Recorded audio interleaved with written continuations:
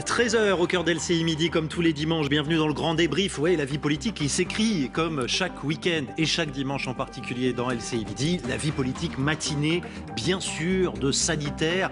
Elle doit bien s'adapter, elle aussi, à la pression sanitaire. C'est pour ça que se trouve autour de moi le professeur Megarban. Bonjour professeur. Bonjour. Chef du service réanimation à l'hôpital Lariboisière. Je salue Cécile Delosier. Bonjour. Experte en communication politique William T. Bonjour à vous. Bonjour. Président du think tank Le Millénaire. Et au passage, je vous souhaite une bonne année. Une année qui commence sur le front politique. J'allais dire en fanfare, c'est par une histoire de drapeau. Le débat va se nicher parfois là où on ne l'attend pas. Éric Ciotti vient de faire son grand jury et il a un avis très clair sur cette question de drapeau européen, un temps suspendu sous l'Arc de Triomphe, depuis 7h30 ce matin retiré. C'était prévu, nous explique le gouvernement. C'est une faute pour Éric Ciotti qui est un homme influent, on le sait, dans la campagne de Valérie Pécresse. C'est même une faute, mais je crois que... Pourquoi ? Cette faute, elle traduit ce qu'est Emmanuel Macron, et ce qu'il pense et ce qu'il croit. Je crois qu'il n'aime pas la France. On voit aujourd'hui que dans une forme de précipitation, un peu de panique, le drapeau européen, du coup, est retiré. Donc le gouvernement assure que c'était prévu. Oui, c'était pas du tout prévu, vous le savez bien. Il a réagi à nos demandes, à celles de Valérie Pécresse, à la mienne. Et au même moment, si, c'était bien prévu, dit celui qui est chargé justement des affaires européennes, Clément Beaune. Il a été prévu que le drapeau soit retiré dans la journée du dimanche. Il n'y a pas d'heure opérationnelle, ça c'est ensuite les équipes du Centre des Monuments Nationaux pour être très concret. Mais il n'y a eu aucune reculade, aucun changement. Et toutes les illuminations qui ont été annoncées, qui ont été prévues, vont d'ailleurs continuer. Et je le dis, je remercie encore les très nombreux maires de France, pour la première fois, qui vont illuminer leurs monuments en bleu. Chacun se fera un avis sur la question. Mais il y a les mots d'Éric Ciotti. Emmanuel Macron n'aime pas la France, Cécile Delosier. C'est pas rien de dire ça. Et à la droite de la droite, c'est pas la première fois qu'on l'entend. Enfin, j'allais dire, à la droite de la droite, tenter que Éric Ciotti en fasse partie d'ailleurs. Hein, je ne sais pas, il est à droite en tout cas. En tout cas, ça vient parler d'une chose très importante en politique qui est l'affect et l'amour. On est des gens très sérieux, on a beaucoup réfléchi et on est très ancré sur la rationalité. Au pays de Descartes, on aime à croire que la politique, c'est de la rationalité. Et là, de quoi on parle ? On parle d'amour. Macron n'aimerait pas la France. Comment peut-on faire de la politique sans aimer la France ? En tout cas, cette question de l'amour du territoire, l'amour du pays, qui est centrale, fondamentale en politique, elle est au cœur là, de la campagne. On est clairement en campagne. Ça, c'est la première chose. La deuxième chose, c'est... les mots ont du sens, on donne des symboles, comme le drapeau. C'est-à-dire qu'on voit l'Arc de Triomphe avec ce drapeau bleu, avec le drapeau bleu, blanc, rouge avant, et là, vide. Alors peut-être que c'était prévu qu'on le retire, mais en tout cas, ça apparaît clairement comme une reculade. Et là, moi, je trouve que ça traduit quand même une forme de fragilité de la part du gouvernement, parce que ce matin, on se réveille, il n'y a plus de drapeau. On a l'impression que ça a été fait à la va-vite cette nuit. Alors peut-être qu'on peut dire après, c'était prévu. En tout cas, c'est sacrément opportun. De l'autre côté, William T, encore une fois, j'y reviens parce que c'est ce qu'on a pu entendre chez Marine Le Pen. Emmanuel Macron n'aime pas la France. Cette fois, c'est Éric Ciotti qui le dit. Oui, et même une partie de la droite, quand Laurent Wauquiez était président du parti, avait fait sortir une tribune en ce sens-là.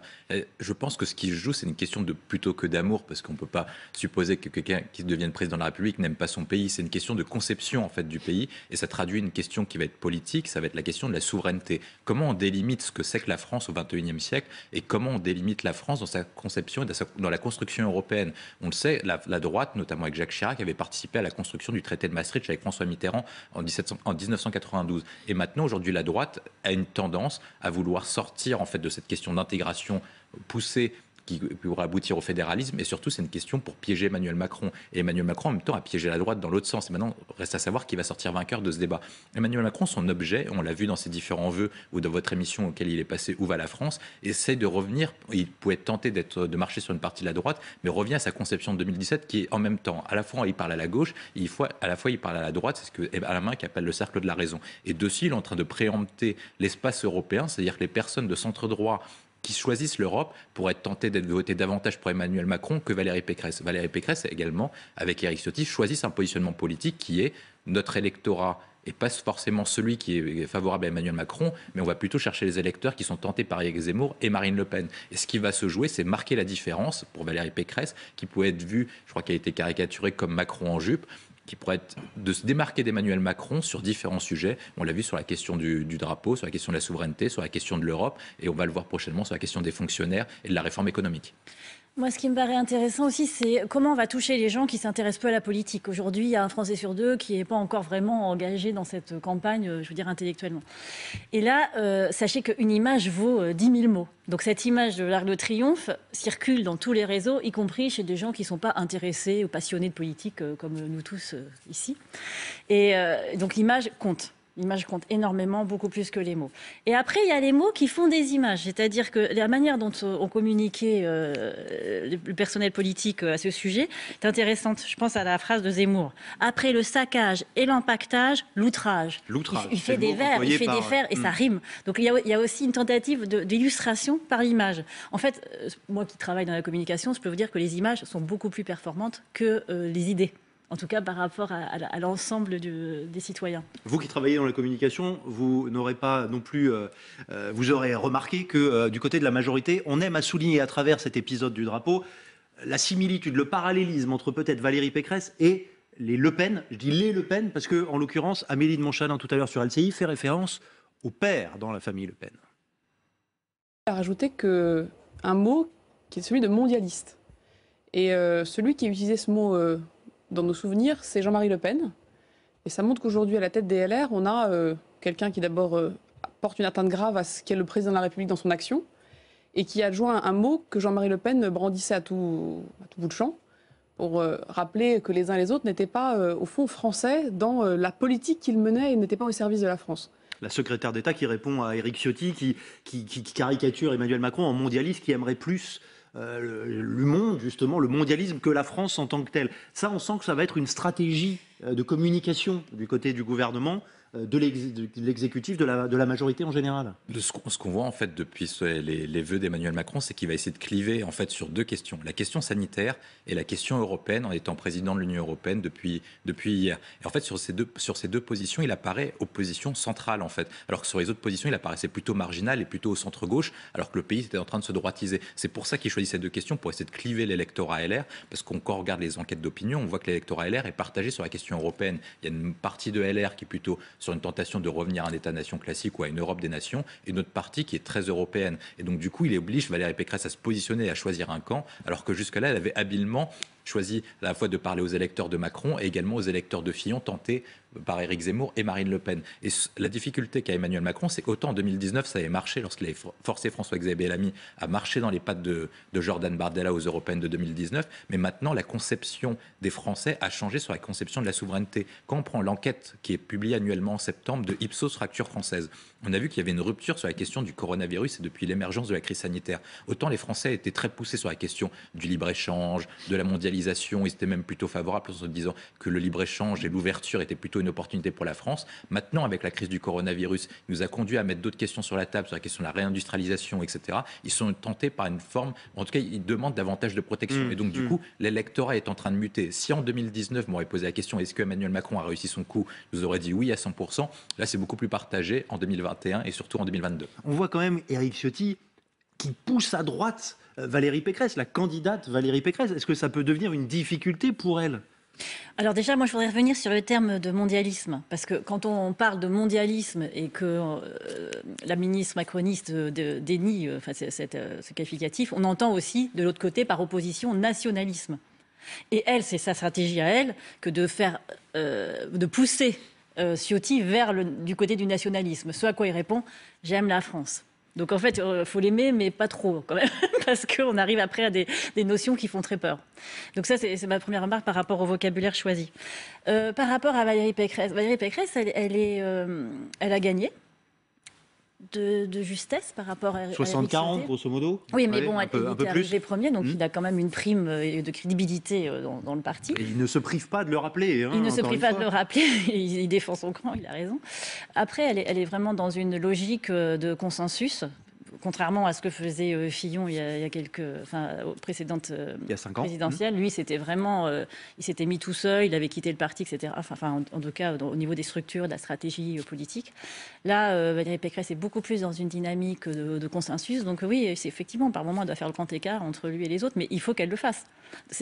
Sans quoi, elle ne parviendra pas à gagner. Oui, le grand écart, à condition qu'il n'y ait pas une jambe qui l'emporte sur l'autre, et en l'occurrence celle de droite, encore une fois.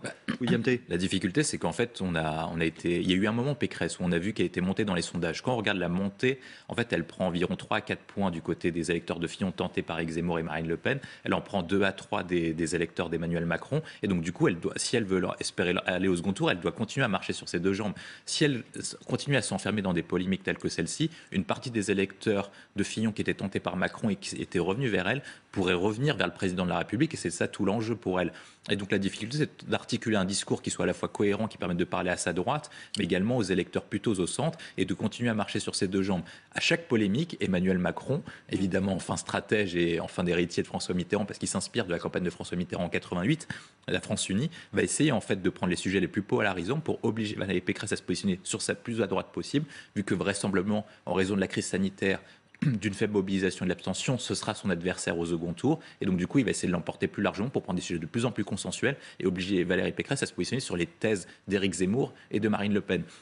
La difficulté qu'avait Valérie Pécresse maintenant, c'est qu'en fait, comme Ciotti est arrivé premier et il est arrivé au second tour. Premier au premier tour. Premier au premier Ouais. tour, pardon. Et elle est obligée en fait de prendre en compte ses considérations et ses points de vue. On l'a vu notamment le lendemain de la victoire au Congrès, lorsque Éric Ciotti s'était exprimé. Et donc du coup, elle est obligée de prendre en compte sa partie d'Éric Ciotti. Et est-ce qu'elle a un pendant d'Éric Ciotti pour pouvoir parler à l'électorat plus macroniste et notamment plus au centre? Mais ça, c'est plus son histoire, on va dire. C'est son histoire à elle, son ADN à elle, de plus de droite sociale, on va dire. C'est son histoire à elle, mais en fait, le génie de Nicolas Sarkozy, parce que c'est le grand modèle des personnes de droite en 2007, c'est qu'il avait arrivé à la fois à parler aux électeurs de droite tentés par Jean-Marie Le Pen et de le faire baisser notamment, et de l'autre côté, il arrivait à tenir un discours notamment sur le travail et à parler une partie de l'électorat centriste qui pouvait être tenté par Ségolène Royal et enfin François Bayrou en 2007. Et la difficulté, c'est de marcher sur ces deux jambes, et pour avoir les deux jambes, il faut avoir une personnalité capable de faire le pendant d'Éric Ciotti au centre. Encore un mot Marcher là-dessus. sur ces deux jambes, c'était seulement peut-être avoir le drapeau européen et à côté du drapeau français. Et ça, franchement, faut pas avoir fait l'ENA, comme vous en parliez tout à l'heure, pour l'imaginer. Et donc finalement, la position là d'Éric Ciotti par rapport au drapeau, moi je la trouve assez modérée. La position de Valérie Pécresse, c'était de mettre les deux. C'est ça. On verra, puisque des représentants de l'Europe doivent venir à Paris dans les prochains jours. Et il est question, selon nos informations, de peut-être remettre des drapeaux. Et quelque chose me dit qu'on y verra peut-être les deux drapeaux. Voilà pour cette polémique, mais qui illustre derrière, encore une fois, la question de simple drapeau, si je puis dire, bien des choses et peut-être bien des thématiques qui reviendront et qui s'imposeront dans cette campagne présidentielle, comme s'imposera, la question sanitaire. Je retiens, alors on va en parler ensemble et on va prendre le temps, professeur Megarban, un vent d'optimisme, je ne sais pas s'il faut le qualifier ainsi, sur cette question sanitaire ce dimanche, parce que bon, d'un jour à l'autre, ça change. Cette vague est peut-être la dernière. Ça, c'est Olivier Véran qui le dit aujourd'hui en une du JDD, du journal du dimanche, le ministre de la Santé qui semble nous montrer la lumière.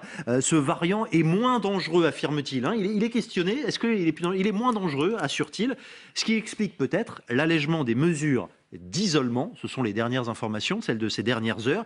Que vous soyez contaminé ou cas contact, voici, on va vous expliquer tout ça en détail, ce qui va changer à compter de demain avec Lucille De Villers et Hubert Coster. À partir de demain, toute personne positive dont le schéma vaccinal est complet devra s'isoler pendant 7 jours. Mais cet isolement pourra être levé si un deuxième test est négatif au bout de 5 jours. Lorsque le schéma vaccinal n'est pas complet, l'isolement sera de 10 jours avec levée possible au bout de 7 jours. Des décisions qui prennent en compte les caractéristiques du variant Omicron. Comme on espère qu'il est moins sévère, bien les calculs qui ont été faits à peu près partout au monde disent que finalement, avoir un isolement plus court devrait aller, on devrait s'en sortir. Pour les cas contacts dont le schéma vaccinal est complet, il n'y aura plus d'isolement à condition de faire des tests réguliers. Ceux, en revanche, qui ne sont pas vaccinés devront s'isoler pendant 7 jours. Des mesures dictées par la crainte d'un trop grand nombre de malades isolés. Dans beaucoup d'activités, vous allez avoir une grande partie des gens qui tout simplement ne seront pas là. Vous allez devoir fermer des activités. Si on garde les mêmes règles d'isolement pour les cas contacts, c'est très très clair. Je pense que fin janvier, on a fermé l'économie. Autre annonce importante, le 15 février, le pass vaccinal sera désactivé si la deuxième dose date de plus de 4 mois seulement. Voilà résumé ce qui va changer dès demain, dès ce lundi 3 janvier. Beaucoup disent ne pas comprendre, professeur. Quel est votre regard? On élargit par exemple le port du masque, y compris en extérieur, et voilà qu'on assouplit les règles d'isolement. Ça a une logique plus économique que sanitaire, votre regard, quel est-il? Je dirais que c'est une démarche équilibrée entre le sanitaire, la prévention de la propagation du virus, mais aussi les conséquences sociales, c'est-à-dire permettre aux entreprises, à l'hôpital de fonctionner. C'est ce que j'allais dire, aux soignants aussi. Exactement. Donc c'est un équilibre qui n'est pas simple à trouver. Donc c'est une proposition.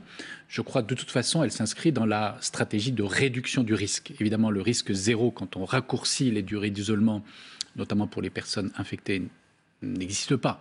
Mais on tend à réduire au maximum en s'entourant de précautions pour permettre à la société de vivre, puisque on part du principe évidemment que Omicron, dans une population très bien vaccinée, est moins dangereux à l'échelle individuelle. Voilà, ça c'est un point important. On va associer à nos discussions, si vous voulez bien, professeur Imad Kanso, qui est infectiologue à l'hôpital Antoine Béclère de Clamart. Bonjour Monsieur Kanso, merci encore une fois et à vous aussi d'être en direct avec nous. Ces règles d'isolement, elles sont logiques compte tenu des caractéristiques d'Omicron. On est d'accord là-dessus? Bonjour tout d'abord et puis bonne année à vous tous. Oui, je devrais commencer par ça. Bonne année à vous également. Non, vous l'aviez déjà dit, mais bon, comme je débarque. Voilà, alors en fait, oui, ça tend à se confirmer. Les études les plus récentes, notamment même celles de l'Angleterre, tendent à montrer que, comme ça vient d'être dit par mon confrère, que ce variant serait moins virulent. Cela veut dire que lorsqu'il sévit, lorsqu'il attaque une personne, il va donner donc une forme relativement modérée à légère et pas forcément des formes graves, au moins de 4 fois moins. Cela se confirme pour l'instant, ça semble être le cas, et si c'est vraiment le cas, avec des personnes vaccinées, des personnes avec des schémas complets, la protection est encore beaucoup plus importante, et j'entends par la protection contre des formes graves de la maladie. Donc tout ça, c'est très important de l'avoir en tête, parce que ça va conditionner tout ce qui est en train de se profiler par rapport aux mesures, par rapport au confinement, par rapport à l'isolement, la quarantaine, etc. Et donc, par rapport à l'avenir de cette pandémie qui pourrait, effectivement, et ça si c'est le cas effectivement d'Omicron, qui pourrait se tasser doucement les mois qui viennent avec une propagation du virus au sein de la population et une immunité plus ou moins efficace. Et même si elle n'est pas efficace, le virus pourra circuler et nécessairement atteindre les personnes et ne pas nécessairement produire des morts telles qu'on l'a vu depuis 2 ans déjà dans cette pandémie. Imad Kanso, question concrète. J'ai un pass vaccinal complet. Je suis contaminé, je suis positif. Au bout de 5 jours, je fais un test qui s'avère négatif. On est d'accord que là, avec les nouvelles règles, je vais pouvoir sortir de chez moi. Ça ne veut pas dire pour autant que je ne suis pas potentiel contaminateur. Il faut quand même, malgré tout, rester prudent et garder des gestes barrières. Oui, bien sûr qu'il faut rester prudent parce qu'on ne sait pas encore comment sur le terrain tout ce phénomène va évoluer. Mais c'est exactement ce que vous venez de dire, on reste prudent. Il y a des fortes chances qu'on ne relargue pas de particules infectantes. J'entends, on est vacciné, on a été infecté, quelques jours on a relargué des particules virales qui peuvent infecter, mais effectivement le test s'avérant négatif, il y a des fortes chances que la quantité de particules virales diminue. Mais la prudence s'impose, puisque de toute façon le virus circule tellement qu'il faut absolument maintenir ces mesures barrières que nous connaissons et auxquelles on s'est déjà bien habitué, le temps qu'on voit comment ça se comporte sur le terrain, j'insiste. Professeur Megarban, sur tous ces points, j'allais dire, allez, dans une forme d'excès sans doute, mais à la limite, pourquoi ne pas laisser circuler le virus pour qu'on soit tous immunisés si on avait la certitude qu'il est moins virulent? Mais écoutez, le virus circule. Ce n'est pas ces petites mesures qui vont l'empêcher. Seul un confinement très strict aurait pu l'empêcher. Donc le problème, c'est qu'il y a quand même un certain nombre de personnes non vaccinées, donc environ 5 millions. Il y a aussi des personnes très fragiles, c'est-à-dire qui, même vaccinées, du fait d'une petite infection virale anodine chez vous et moi, eh bien, pourraient quand même entraîner chez eux des problématiques relativement sérieuses. Si vous avez une insuffisance respiratoire, une insuffisance cardiaque, eh bien, une simple infection virale peut décompenser la maladie de fond et entraîner la personne carrément vers le décès. Vous voyez, donc, il faut être prudent malgré tout. Évidemment, le virus circule. D'ailleurs, il circule massivement parmi la classe d'âge jeune. On estime aujourd'hui qu'il y a 1 million de personnes porteuses du virus Omicron en France. Il y a 10% de personnes qui sont contacts. Tant que les personnes en bonne santé et vaccinées se contaminent, les dangers sont relativement contenus. Maintenant, si des chaînes de contamination, on va dire, vont vers des personnes plus à risque, plus âgées, rentrent dans des EHPAD, vont vers des groupes de personnes non vaccinées qui, d'ailleurs, s'autoconfinent parce qu'elles ont quand même un peu peur, malgré tout, puisqu'elles ont décidé de ne pas se faire vacciner, là, il peut y avoir des dangers. C'est pourquoi on va dire, oui, à l'échelle d'un individu vacciné, il n'y a pas de risque. Maintenant, à l'échelle de la population, il faut être extrêmement prudent. C'est pourquoi les hôpitaux en France ont pris un certain nombre de mesures de prudence, c'est-à-dire des programmations. Voilà. Pourquoi ? Parce que déjà, nos lits de réanimation sont déjà largement occupés. 70% de saturation des lits par des patients Covid, 30% de saturation par tous les autres patients. Donc nous sommes déjà en grande difficulté avec un personnel qui peut tomber malade, car contaminé, qui est déjà en soi réduit. Et donc les conditions d'adaptabilité de l'hôpital, et notamment des services de réanimation, à une vague éventuelle hospitalière que personne n'espère, eh bien, sont plus réduites. C'est pourquoi il faut quand même rester prudent et malgré tout freiner la contamination des personnes à risque. Qu'est-ce que vous voyez, vous, là, dans les services de réanimation ? Vous l'avez dit, 70% des lits occupés par des patients Covid. Alors, ce que l'on voit... Vous observez quelque chose ? Oui, on observe. Ce que l'on observe déjà, c'est un franc ralentissement de la vague Delta dans les services. C'est-à-dire, en fait, oui, il y a une diminution, une décélération du nombre d'entrants dans les services de réanimation. Donc nous sommes bien sur le plateau de la vague Delta. Jusque-là, la quasi-totalité des patients qui entraient en réanimation sont contaminés par le variant Delta. Donc il y a bien une décélération. On n'est pas encore à un solde négatif de patients, c'est-à-dire le nombre d'entrants reste encore un peu supérieur au nombre de sortants, soit parce qu'ils guérissent, soit parce qu'ils décèdent, mais il y a une nette décélération. Alors, évidemment, on serait tous ravis qu'après cette décélération, il n'y ait plus d'accélération. Mais on ne le sait pas. Il faut attendre encore une dizaine de jours par rapport aux contaminations actuelles, notamment des fêtes de fin d'année, auxquelles il faut rajouter, à mon avis, encore une bonne quinzaine de jours avant d'être définitivement sûr. Parce que, évidemment, ce sont les personnes les plus jeunes qui sont actuellement contaminées.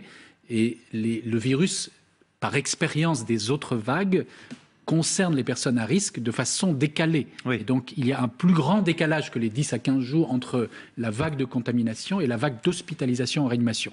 Voyons fin janvier. L'essentiel, en fait, c'est de pouvoir séparer les deux vagues. Si, effectivement, on voyait une descente de la vague des patients Delta et puis une petite remontée de la vague Omicron, tout irait bien.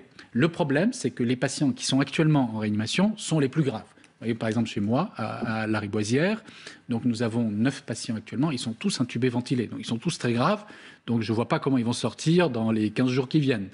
Voilà. Donc, de fait, évidemment, on a un capacitaire réduit pour pouvoir faire face à une vague Omicron éventuelle. On revient au problème qui est malheureusement récurrent depuis maintenant 2 ans.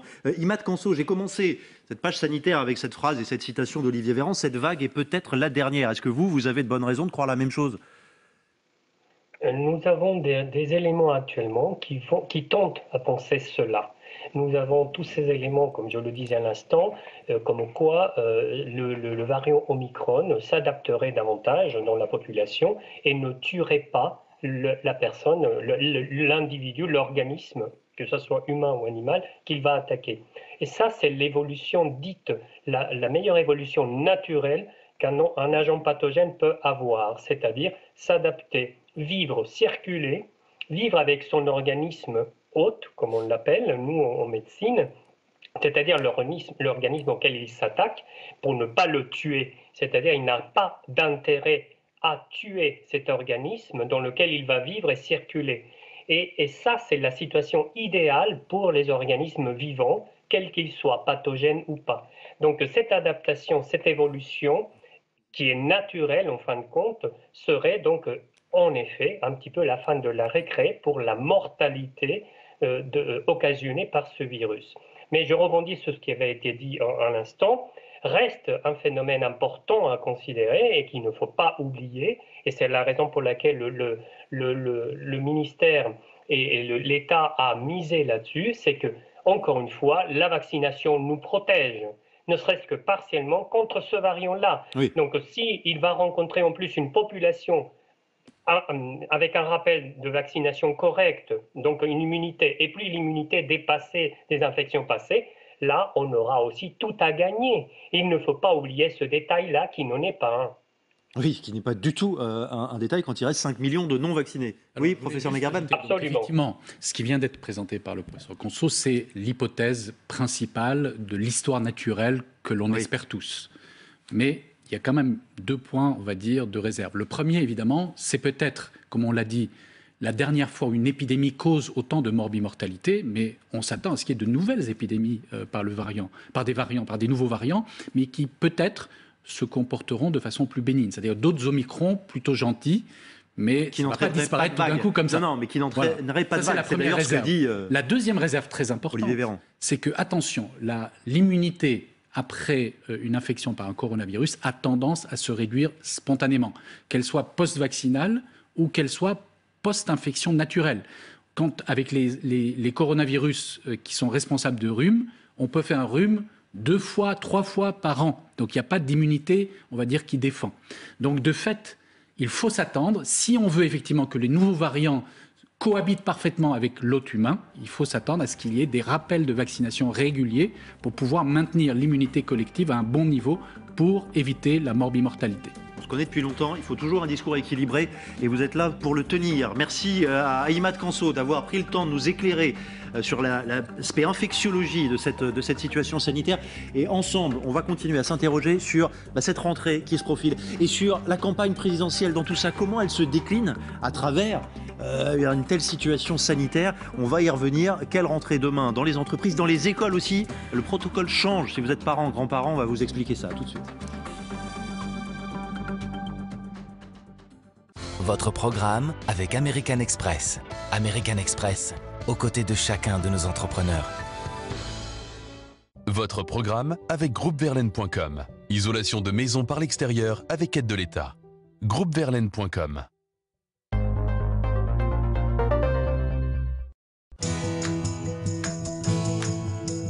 Des tensions au niveau de la nuque et un besoin de détente? Craquez pour l'appareil de massage Shiatsu.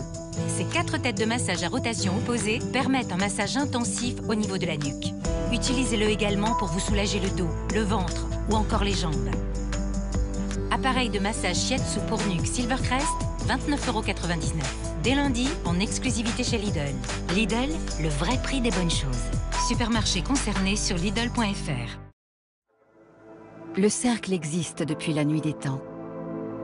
Une forme parfaitement harmonieuse. Une renaissance perpétuelle. Le cercle accompagne BMW depuis toujours. Il nous guide, nous inspire, nous stimule. Il est temps de repenser notre vision pour la rendre encore plus circulaire. Découvrez notre démarche circulaire et l'ensemble de nos engagements sur bmw.fr. Avant, conclure des affaires était aussi simple qu'une poignée de main. Aujourd'hui, tout s'est complexifié. Et si on vous donnait un coup de main? Avec Libéo, centralisez vos factures et payez-les en un clic. Retrouvez du temps pour vous concentrer sur votre activité grâce à Libéo. QuickBooks est aux côtés de millions d'entrepreneurs pour simplifier leur gestion. Avec QuickBooks, je facture en 2 clics. Je suis alerté des retards de paiement et je relance mes clients facilement. Pour mes frais, plus de saisie. Une photo suffit. Gagnez du temps et concentrez-vous sur votre activité avec QuickBooks. QuickBooks, votre allié comptabilité. Découvrez nos offres sur quickbooks.fr. Allez, tu viens jouer, Max? Oh, désolé. C'était le baby-foot ou la machine à laver? On peut pas tout avoir. Et si? Chez Electrodépôt, on peut. Venez voir. Dans ce laboratoire, nos ingénieurs qualité ont déjà effectué plus de 200 tests de conformité sur nos lave-linges. À l'image de ce nouveau modèle Valberg, 6 kg, 1200 tours, à 199,98 €. Ah ouais. Allez Max, petite partie? S'offrir le meilleur au meilleur prix chez Electrodépôt? Eh oui, on peut. Electrodépôt, des prix, mais pas seulement. Je souhaitais connaître la valeur de ma voiture. La réponse, vendezvotrevoiture.fr. Je suis allé sur leur site et j'ai très rapidement reçu une offre ferme. Le prix était meilleur que prévu. Du coup, j'ai déposé ma voiture dans une de leurs agences et je l'ai vendue. Recevez votre offre maintenant sur vendezvotrevoiture.fr. Hop, hop, et vous n'oubliez pas le sujet de l'exposé pour lundi, l'école de demain. Ah oui. Ça, c'est pas une cheminée, c'est un panneau solaire.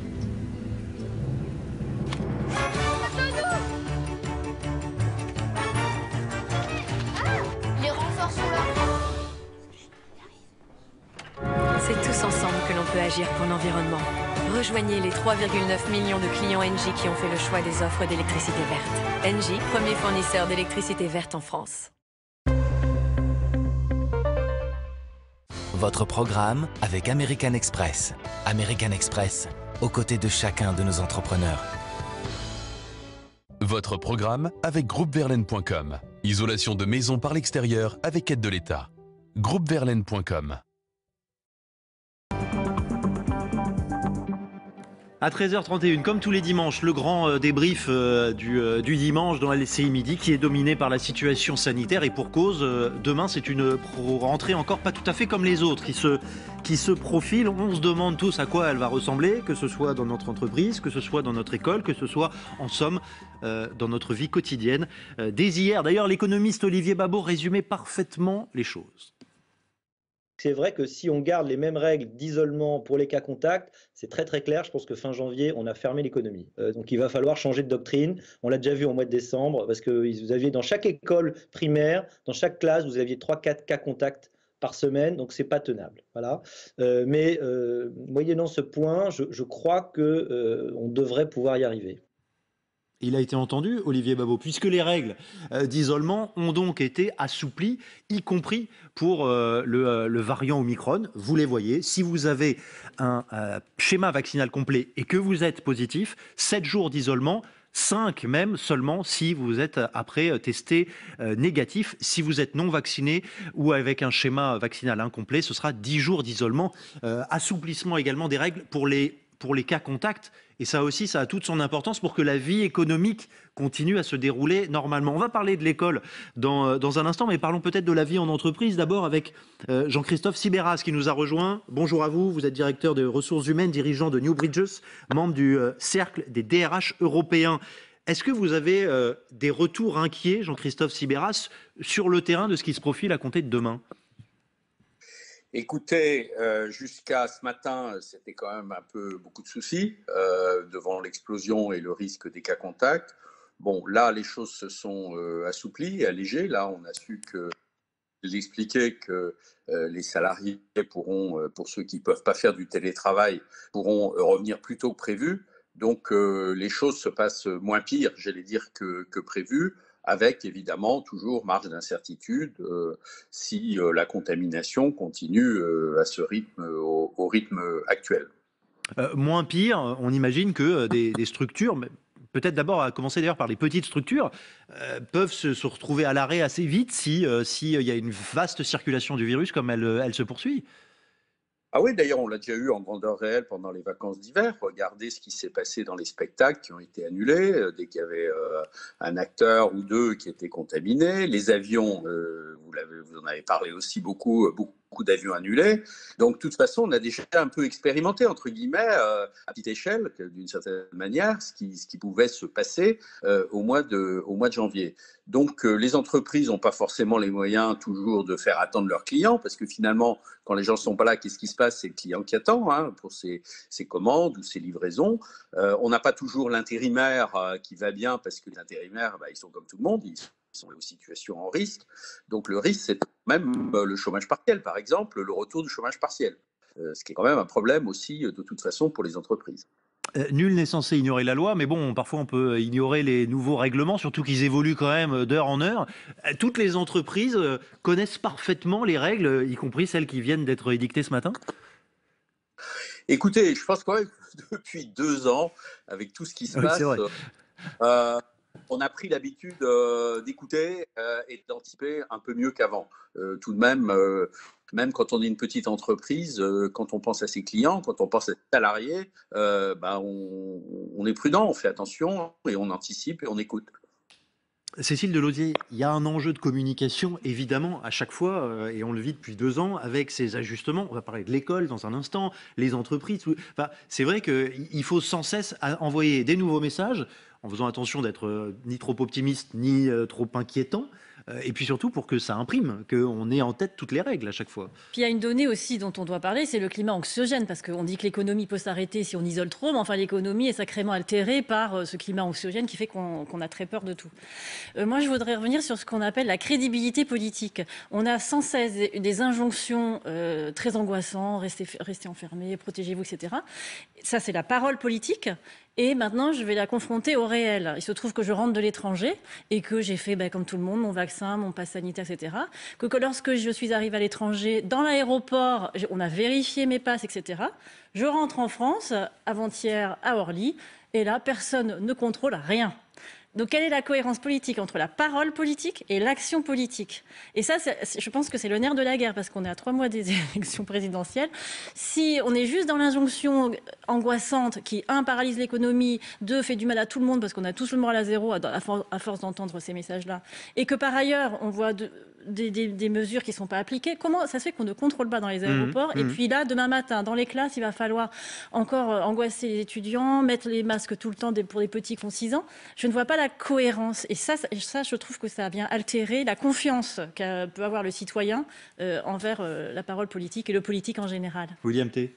La difficulté, c'est qu'en fait, Emmanuel Macron tient un discours, il doit adopter un discours le plus équilibré possible, à la fois, comme vous l'avez souligné, pour ne pas angoisser les gens et en même temps pour apparaître comme un président protecteur. Et la difficulté, c'est que sa doctrine sanitaire, moi je trouve qu'elle est plutôt cohérente parce que c'est à peu près celle qu'avait mise en place Boris Johnson au Royaume-Uni, avec quelques altérations, mais globalement, c'est-à-dire... Oui, parce qu'il est allé, il est venu, Boris Johnson, en matière de politique. Et au début, il était pas exemplaire. En termes de philosophie, c'est-à-dire que vous mettez le paquet sur la vaccination, et pour les personnes vaccinées, vous les permettez de circuler. À peu près, c'est à peu près ça, et ça justifie en fait l'introduction du pass vaccinal. À partir du moment où vous mettez en place cette stratégie de vaccination, plus cette stratégie de pass vaccinal, du coup, vraisemblablement, vous n'aurez pas de brassement de population vaccinée et non vaccinée, hormis dans les rassemblements familiaux. Mais en tout cas, dans les lieux publics, vous n'aurez pas de personnes non vaccinées dans ces moments-là. Et donc, du coup, ça justifie que vous baissez les règles d'isolement pour faire tourner l'économie au maximum, dans la mesure du possible, et donc du coup baisser les règles d'isolement. Et deuxième point, la difficulté, c'est qu'en fait, on n'a que 3 outils en fait pour lutter contre l'augmentation du nombre de cas. Un, c'est la vaccination, même si elle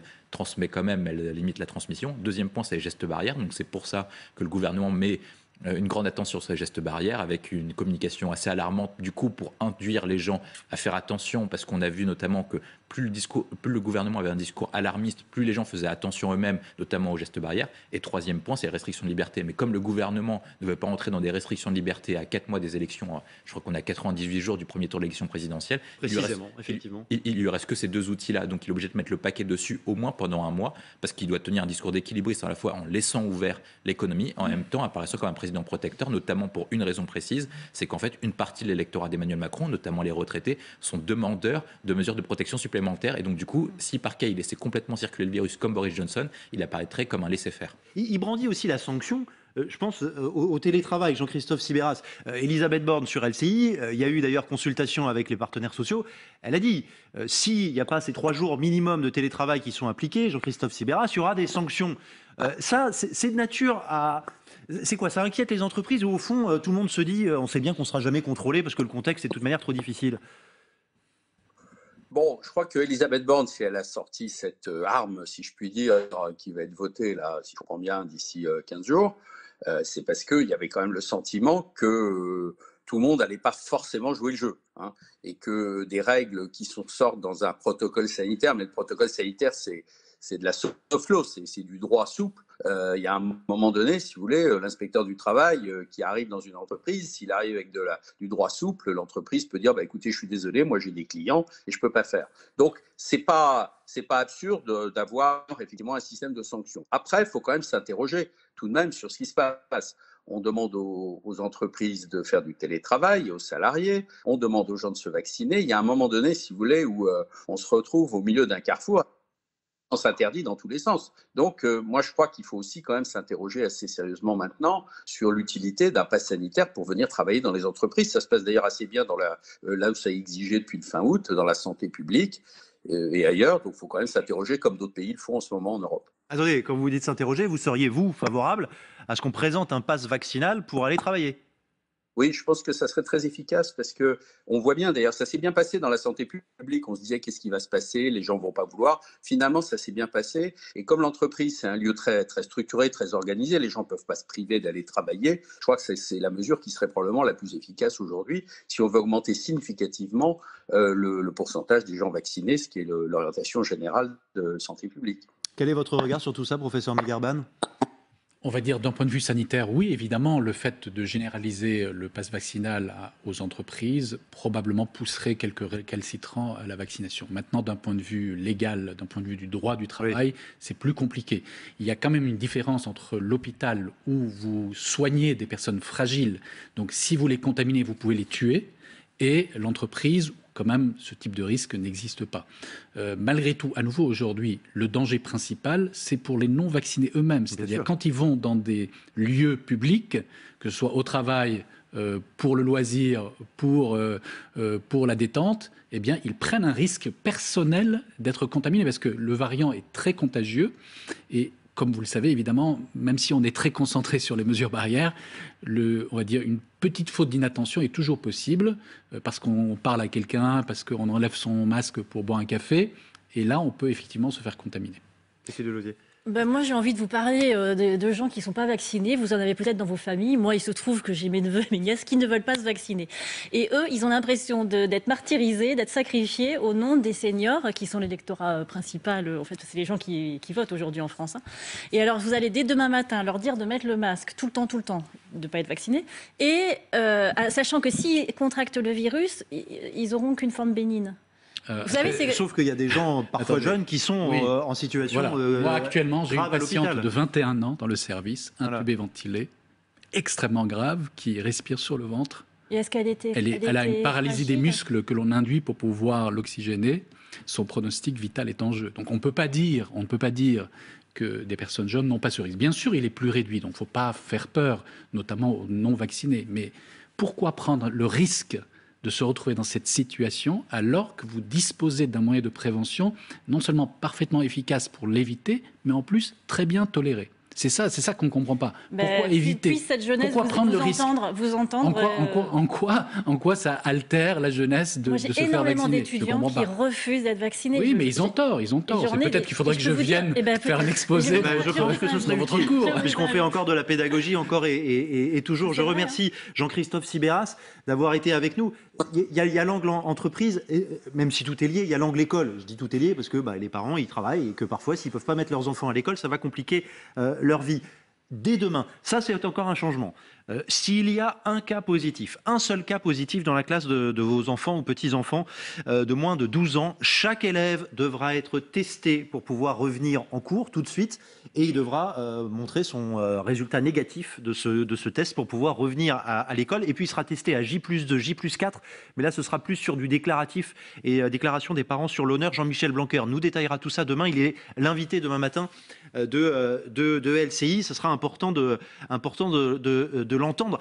Sujet dès 8h30 évidemment avec Elisabeth Martichoux, ô combien sensible que l'école, et qui est un mantra, le credo du gouvernement depuis le début de cette crise, c'est laissons le plus possible ouverts les écoles. Mais alors c'est vrai, là encore, les protocoles, ils ne cessent d'évoluer, William T. La difficulté, c'est pour les parents d'élèves de comprendre aujourd'hui la logique des protocoles parce qu'ils ont évolué sans cesse. Ensuite, le gouvernement marche sur des œufs parce que les enfants, on se rappelle notamment lorsqu'il y avait des manifestations contre l'introduction du pass sanitaire, une partie des gens, des parents qui étaient vaccinés, avaient rejoint les manifestations en raison du fait ça allait éventuellement conduire à la vaccination des enfants. Donc la question de la vaccination des enfants est le sujet le plus sensible pour le gouvernement et il doit y aller avec beaucoup de précautions. La difficulté, c'est que si par cas les écoles sont fermées et que les enfants sont chez eux, en fait, les parents ne pourront pas aller travailler, notamment. Et donc, c'est pour ça que les deux sont liés avec la vie économique. Tout à fait, c'est une question de logique globale. Et la logique du gouvernement, qui est plutôt sur une logique pour laisser libérer l'économie, doit en fait de favoriser au maximum l'ouverture des écoles dans la mesure du possible, surtout que nous avons une génération qui est considérée comme sacrifiée dans la mesure où ils ont eu des difficultés à l'école, dû égard à l'enseignement à distance, etc. en plus de maintenir une circulation dans l'économie qui soit importante du fait pour aller travailler, pour pas casser la reprise économique qui est importante. Et enfin, troisième point, adopter la position la plus équilibrée politiquement parce que nous sommes à 98 jours des élections et donc du coup pas prendre de mesures qui soient trop défavorables aux parents qui eux votent à la différence des enfants. Et les enfants, bon, ils y sont pour rien, comme nous tous d'ailleurs, hein, dans tout ça, mais bon, là on leur impose dès demain aussi le masque désormais à plus de 6 ans dans les transports en commun et dans certains lieux publics clos. On fait évoluer le protocole à l'école. On a toujours un peu du mal à se situer, professeur Megarban, sur leur rôle dans l'épidémie et sur la manière de les protéger eux aussi ou d'éviter qu'ils soient trop contaminants peut-être. Alors, on va dire, ils n'ont pas un rôle plus moteur dans l'épidémie que les autres catégories d'âge. Et on voit très clairement, c'est surtout les personnes plus jeunes, on va dire entre 20 et 40 ans, qui font circuler plus le virus actuellement. Alors, il est vrai que, d'ailleurs, l'épidémie Omicron a galopé alors même que les écoles sont fermées. C'est vrai. Maintenant, effectivement, on craint quand même que, notamment dans les écoles primaires où les enfants ne sont pas vaccinés, eh bien, qu'il y ait un regain de circulation. Parce qu'en fait, tout d'un coup, on va ouvrir à un groupe de personnes susceptibles d'être contaminées. Alors, en fait, quand on regarde le protocole exactement, ça revient de façon très simple. C'est-à-dire, en fait, lorsqu'un enfant est contaminé, il est mis en isolement chez lui pendant une semaine. Oui. Donc, il vient la semaine qui suit. Oui. Et l'ensemble des élèves de la classe vont être dépistés, alors tous les 2 jours, en pratique 2 fois par semaine. Et donc, c'est ce qu'on appelle le dépistage itératif des enfants. C'est ce qu'on avait demandé dès le début, plutôt que de faire au cas par cas. Le fait de dépister tous les 2 jours la totalité des élèves d'une classe, eh bien, permettra de réduire l'absentéisme des enfants et les fermetures des écoles. Ça vous semble un bon protocole? Tout à fait, ça semble un bon protocole. En tout cas, les modélisations qui ont été faites par l'INSERM concernant ce type de démarche montrent une supériorité en termes de maintien des écoles ouvertes et des classes ouvertes et en termes de réduction des contaminations en classe. Donc c'est plutôt favorable. Alors évidemment, pour permettre ça, on comprend qu'il faille majorer la nécessité des mesures barrières, donc du port du masque. Maintenant, personnellement, je reste malgré tout sceptique sur l'intérêt du masque à l'extérieur, encore plus chez les enfants. Mais c'est vrai que ça fait partie de cette démarche, c'est-à-dire on va permettre une présence plus importante des enfants, notamment contact à l'école, donc renforçons les mesures barrières. Moi, je ne serais pas allé personnellement jusqu'à l'imposer à l'extérieur, mais il y a une certaine logique, on va dire, dans ce nouvel protocole sanitaire. Je vous donne la parole, Cécile Delosier, dans un instant. Qu'est-ce que vous pensez de ces projections du Conseil scientifique qui estime qu'un tiers, d'ici fin janvier, un tiers, alors c'est vrai que maintenant il y a les nouvelles règles d'isolement, mais des enseignants pourraient être soit positifs, soit cas contact d'ici fin janvier. C'est-à-dire que dans l'horizon 4 semaines, un tiers du corps enseignant qui serait impacté d'une manière ou d'une autre, directement ou indirectement par ce variant, ce qui, là encore, compliquerait forcément notre vie quotidienne, la vie économique qu'il y a derrière, les vies familiales. Oui, c'est tout à fait plausible. On va dire, aujourd'hui, on a 1 million de personnes en France porteurs du virus. On a 10% de la population qui est plus ou moins contact. 6-7 millions donc. Voilà, donc on n'est pas loin des chiffres. Et pour le moment, le R est supérieur à 1. Donc l'épidémie Omicron continue à se propager. Et avec l'ouverture des classes, on va peut-être changer de lieu principal de contamination. Au lieu que ce soit les soirées comme c'était là et les fêtes, ça va se transporter plus à l'école. C'est pourquoi il faut être extrêmement prudent. Donc il y a un risque. Mais du fait qu'on modifie le protocole sanitaire à l'école, mais aussi le protocole d'isolement des personnes contacts, on va évidemment réduire ce risque d'absentéisme des enseignants, comme on le fait déjà à l'hôpital. Donc, moi, par exemple, hier, j'ai une infirmière qui est contaminée, asymptomatique, qui a travaillé. Sinon, j'étais dans une situation extrêmement difficile. C'est une spécificité encore du corps médical. Hein, c'est-à-dire que si vous êtes contaminé en tant que, quel que soit d'ailleurs, que vous soyez prof ou pas, ou dans n'importe quelle entreprise, vous n'allez pas travailler. C'est autorisé. Mais à l'hôpital, il y a une dérogation. Voilà, il y a une dérogation parce qu'évidemment, on met un masque FFP2 et que ces personnes contaminées s'occupent elles-mêmes de patients contaminés par le coronavirus. Cécile Delosier. Il faut redire la spécificité du métier d'enseignant. Parce qu'on a beaucoup parlé des entreprises, mais en entreprise, il y a un bureau tous les 2 mètres, 3 mètres. Il y a beaucoup de mesures qui sont pratiques à mettre en œuvre. Tandis que les enseignants souffrent de la promiscuité en permanence avec une population super à risque parce que c'est des jeunes gens qui portent plus ou moins le masque. Donc oui, moi je trouve que les enseignants sont très inquiets et c'est sûr qu'ils sont touchés par ça, beaucoup plus. Et comment on fait pour les protéger ? Vous êtes 35, 40 personnes dans une petite salle, évidemment, et dans les couloirs, je ne vous dis pas, à la cantine, encore pire. Alors, je dirais, bon, d'abord, il y a le port du masque. Ensuite, il faut l'aération. C'est un point important, et notamment les capteurs de CO2 qui sont de plus en plus présents dans les classes, peut-être pas dans toutes les classes, mais de plus en plus, permettent d'indiquer, de donner un indicateur sur le moment où il faut aérer. Et lorsqu'on aère bien la salle, les particules virales qui sont en suspension sortent à l'extérieur, sont diluées. Donc les risques se réduisent. Maintenant, il faut à nouveau faire confiance à la vaccination. Vous voyez, tout ça, toute cette vie quasi normale que nous avons actuellement n'aurait jamais été possible si nous n'étions pas vaccinés. Car là, nous courions un risque de 1 sur 5 de se retrouver à l'hôpital, vous voyez, comme si dans la vague précédente. Dans les vagues précédentes, c'est ça qu'il faut rappeler. Dans les vagues précédentes, 1 sur 5 des contaminés se retrouvaient à l'hôpital et 1 sur 10 se retrouvaient en réanimation. Vous voyez, on est loin de tout ça et c'est grâce à la vaccination que la vie quasi normale est possible. Sur la question des FFP2 dont vous disposez à l'hôpital et qui commence, mais alors très doucement, à être utilisé par le grand public. Éric Ciotti, tout à l'heure, qui est député de la République, des Républicains, je vais y arriver, proche de Valérie Pécresse, assez influent dans cette campagne, demandait une forme de généralisation du FFP2. Écoutez-le. Moi, j'appelle à la généralisation du FFP2. On a vu une étude qui est sortie, le masque chirurgical ne protège que dans 30% des cas des contaminations. Pour le FFP2, on arrive à plus de 99%. Aujourd'hui, nous n'avons pas les stocks de FFP2. La production de FFP2 en France a chuté de 90%. Là encore, manque d'anticipation. On va y venir, j'en prends le pari devant vous, parce que ce masque, il protège plus et que d'autres pays, je pense à l'Italie, je pense à l'Autriche, y sont venus. Et s'ils sont venus dans les transports ou dans certains lieux, en Allemagne, en Grèce, en Italie, en Autriche, effectivement.